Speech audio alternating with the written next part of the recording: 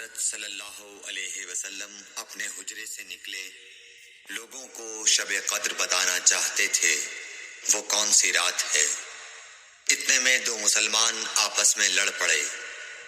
آپ صلی اللہ علیہ وسلم نے فرمایا، میں تو اس لیے باہر نکلا تھا کہ تم کو شب قدر بتلاؤں، اور فلاں فلاں آدمی لڑ پڑے تو وہ میرے دل سے اٹھا لی گئی، اور شاید اسی میں کچھ تمہاری بہتری ہو، تو اب ایسا کرو کہ شب قدر کو رمضان کی 27ویں، 29ویں اور 25ویں رات میں ڈھونڈا کرو۔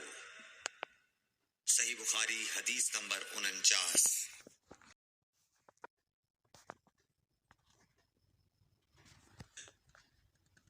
ابو سلمہ بن عبد الرحمن نے بیان کیا کہ میں ابو سعید خدری رضی اللہ تعالیٰ عنہ کی خدمت میں حاضر ہوا۔ میں نے عرض کی کہ فلاں نخلستان میں کیوں نہ چلیں، سیر بھی کریں گے اور کچھ باتیں بھی کریں گے۔ چنانچہ آپ تشریف لے چلے۔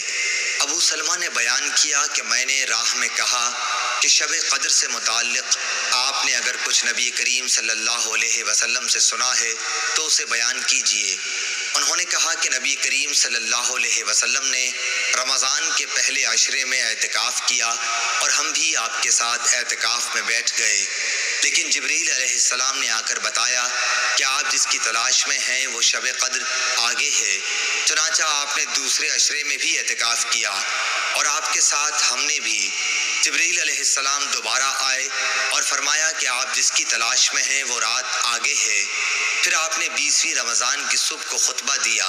آپ نے فرمایا کہ جس نے میرے ساتھ اعتکاف کیا ہو وہ دوبارہ کرے، کیونکہ شب قدر مجھے معلوم ہو گئی لیکن میں بھول گیا، اور وہ آخری عشرے کی تاخراتوں میں ہے، اور میں نے خود کو کیچڑ میں سجدہ کرتے دیکھا۔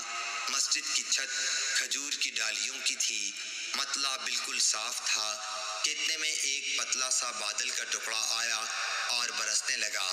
پھر نبی کریم صلی اللہ علیہ وسلم نے ہم کو نماز پڑھائی، اور میں نے رسول کریم صلی اللہ علیہ وسلم کی پیشانی اور ناک پر کیچڑ کا اثر دیکھا۔ آپ کا خواب سچا ہو گیا۔ صحیح بخاری حدیث نمبر 813۔